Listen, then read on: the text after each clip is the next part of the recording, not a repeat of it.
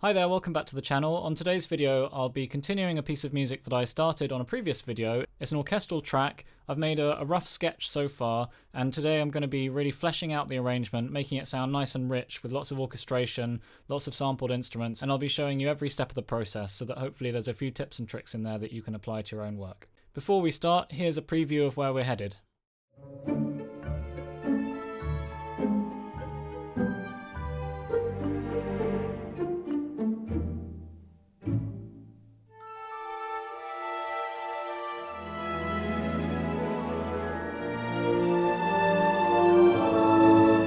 So here's the track exactly as we left it in the previous video. I'll put a link in the description if you want to check that out.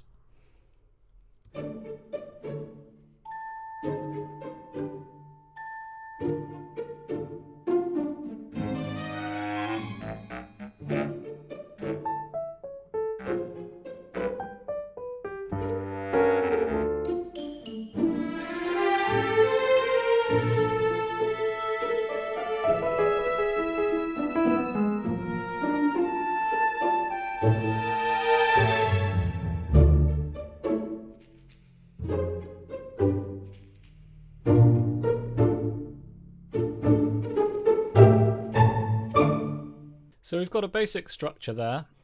If you remember from last time, I started everything with a piano sketch, and then, as you can see, I've very lazily dragged most of it down onto the pizzicato patch here as a kind of starting point for the orchestration. So here's what the piano sketch sounds like. I'll just play a little bit.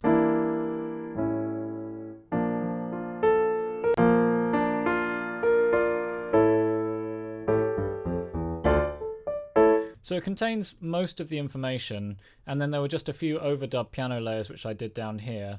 So we've got a good sense of the direction that we're headed, but at the moment I think it feels pretty generic. It lacks detail, it lacks body, so let's see if we can improve things a little bit. I think the first thing I'd like to do is replace the pizzicato sound with a much smaller sound. I feel like the essence of this track is its kind of sneakiness and its playfulness. Even if we use full pizzicato as a section later on, having this smaller kind of sound might give it a bit more character. That one's not quite doing it for me. Let's try a different patch. Let's try this one. Oh, that's better.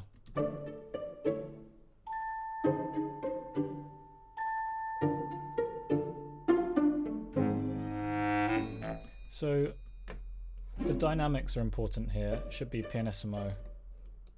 And I want to create some dynamics in the part as well.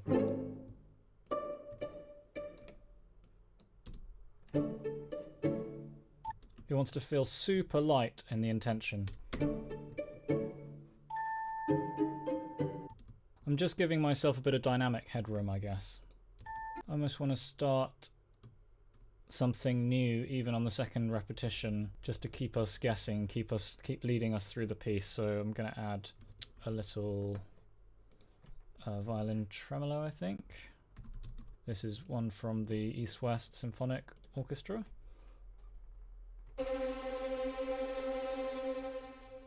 Just controlling it with CC11 there. Maybe on that second note.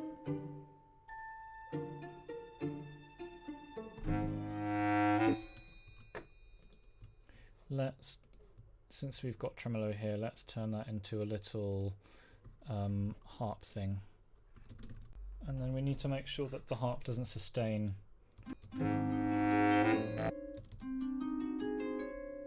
So what I'm doing there is just using the sustain pedal. It's as if the players damped the strings with their hand. So you don't get the ringing of all of the lower notes. And we'll just bring this right down as well. Then we can maybe start to introduce some of the bigger sounding pizzicatos here. So the way that I'm currently working is I've got a keyboard in front of me here, which is not weighted, and then here I've got a weighted keyboard.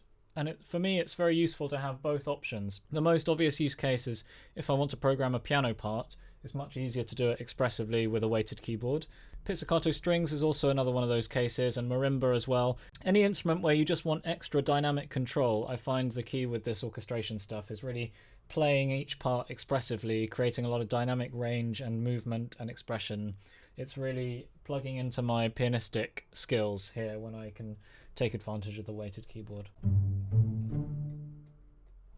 Where are we? Oh, we're in D minor. Yeah, so maybe something like that.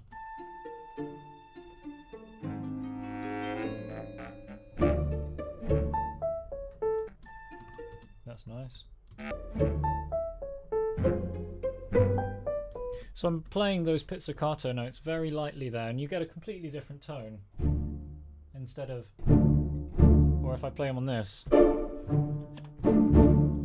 everything kind of feels like it defaults to the same velocity. So I love using the low dynamics on the pizzicato patches. They're just got so much more atmosphere to them, especially in these very exposed kinds of sections. I'm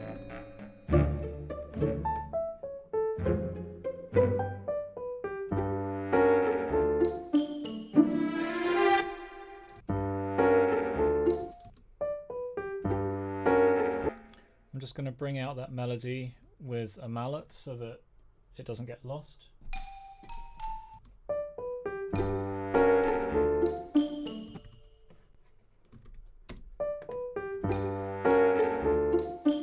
I'll double that with the full pizzicato section as well.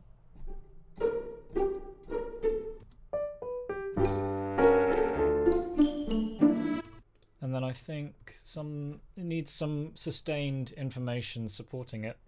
For now I'm just going to use this patch, which is the Symphobia sustained strings patch. It's just my go-to kind of sustained strings sketching patch. So at the moment I'm just focusing on getting the atmosphere and a few of the details right in the opening section, just so that I can get a sense of where the thing's headed.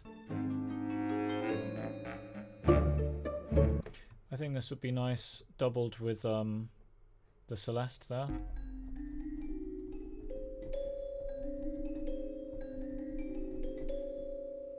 For all you harmony nerds, I'm using what's it called? A Locrian, yes, a Lydian dominant mode there. Fourth mode of the melodic minor scale. So the chord implied is a A flat 7,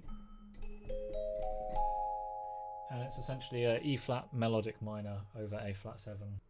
You might notice I'm using the gain plugin quite a lot to control volume, and I like to set volumes on the gain plugin to get a rough idea of the volume and then adjust it on my fader later on.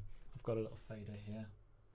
I'm using an Icon Platform M Plus here to control various things, including CCs. These are vibrato controls for different instruments, and then I've got this one set to just the track volume. Is this just distracting? Maybe some more traditional bassoon type sounds would work better. Or just a slight little rumble in the timpani could work. Timpani is another instance where having a weighted keyboard is really important to me. I just love the extra amount of control it gives me.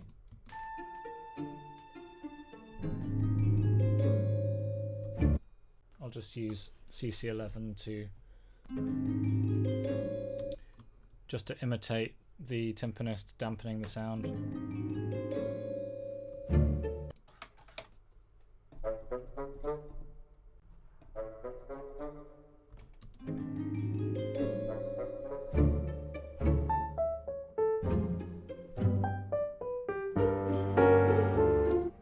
Let's just stick with the harp Celeste thing that we've got going on.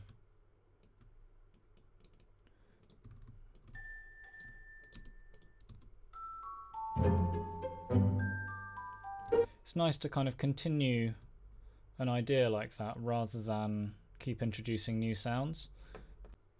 Just want the harp to really be in the background here, so...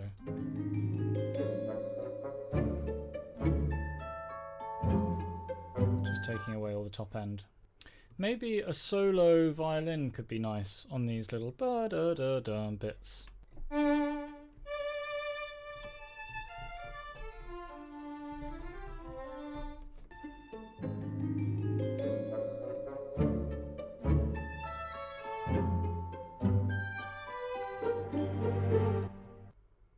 I feel like at the moment, in order to sort of justify all of this movement and kind of newness, there needs to be something that's a bit more stable and building and consistent at the bigger picture. So I'm going to try some string sustains.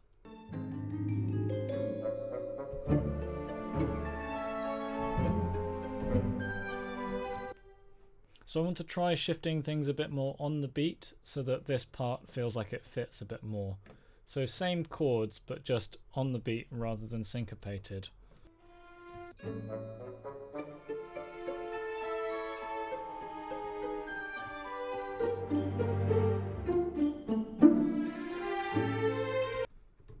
I'm going to keep the pizzicato going so it doesn't feel like too much of a departure.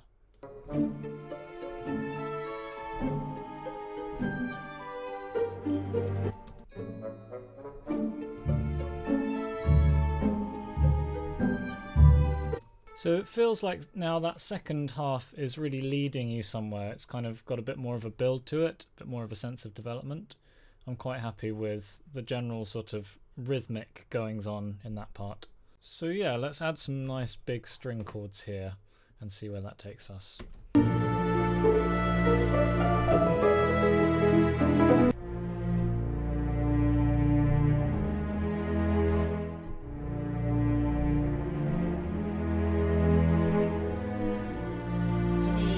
Kinds of grand string voices always sound better when you have quite a big space between your lowest note and then the next note up. So in this case I've got a tenth.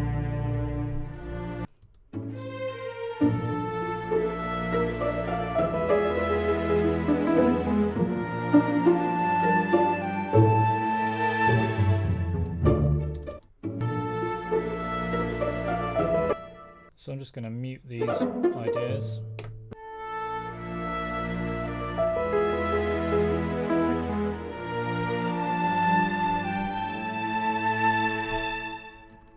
So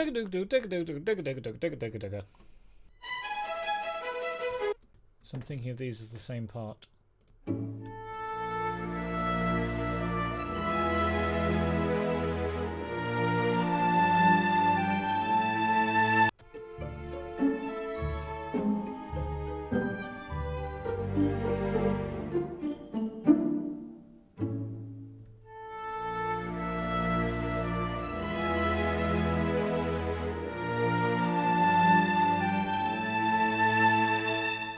I quite like the idea of holding off on the weight of the strings, and also to make it more plausible that the solo flute can be heard, lightening things up in the first part here.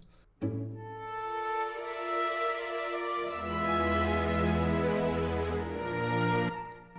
maybe having some movement, some way of creating some movement in that first part.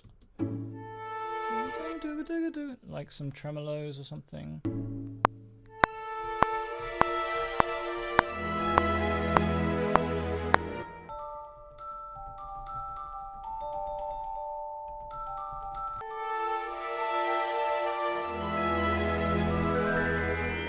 Need some kind of thing there, probably a harp gliss.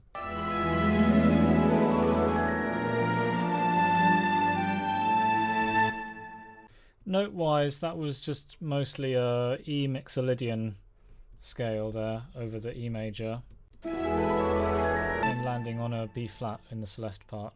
I'm being fairly imprecise because I quite like the smudge there. And then yeah, we can maybe start to bring in some brass at this point. Just see if there's anything I can kind of copy in the string part.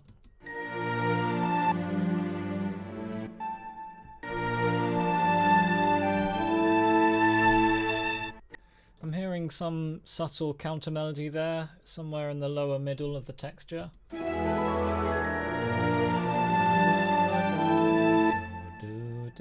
or something.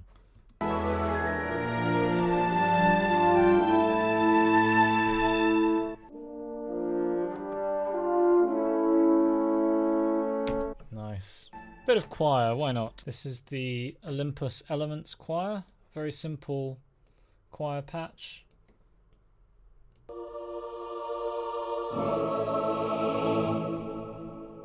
A lot of this is just being really intentional about the sound that you want and the sound that you have in your head, and just making it happen with the sample instruments. It's not really about tricks or techniques a lot of the time, it's more just about being really specific in your imagination about what you think will work. In general, I'm being relatively rough and quick with the programming side of things here.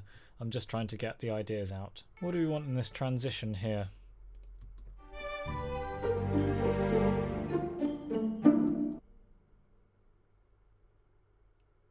I'm just trying to hear it in my head. It feels like it's not far off. I quite like having that sort of breath, that silence before the delicate stuff comes in. So let's make these two chords quite weighty. I'll add a little bit of tremolo, why not, on that chord here. Just there, subtly. Just blending it nicely with everything else. I think I might make this a marimba rather than a xylophone. It just feels like it would fit the vibe better.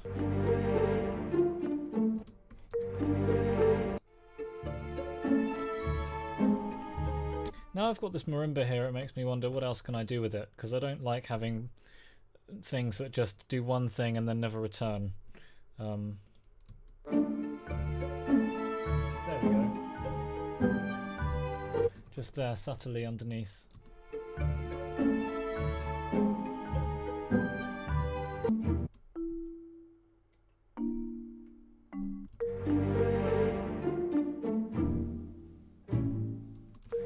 I like it just the pizzicato with no marimba there. Just feels very clear. By the way, this is the Spitfire Joey Burgess percussion marimba, and I'm using mostly the close mic. Just gives it a really lush sound. So I think I'm going to leave it there for this video. Let's have a listen to what we've come up with so far.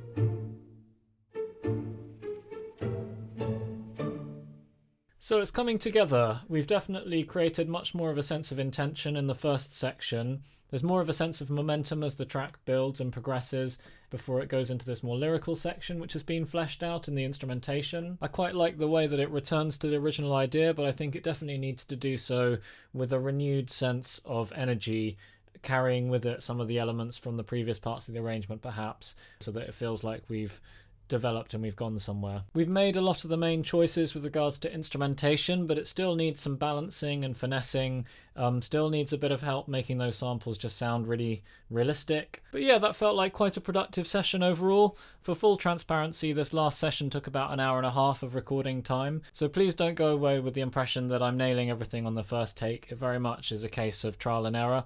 I'm definitely up for doing videos that are a bit more unedited so you can see more of the raw process, but for the purposes of this I want to really give you a sense of how the arrangement grows, and so you can see a sense of the trajectory over that. So that's my reason for editing it down. Anyway, I hope it's helpful. Do tune in and check out the next parts. I'll put a link to the playlist of videos here in this series, so check those out if you like, and in the meantime, thank you very much for your attention and see you on the next video.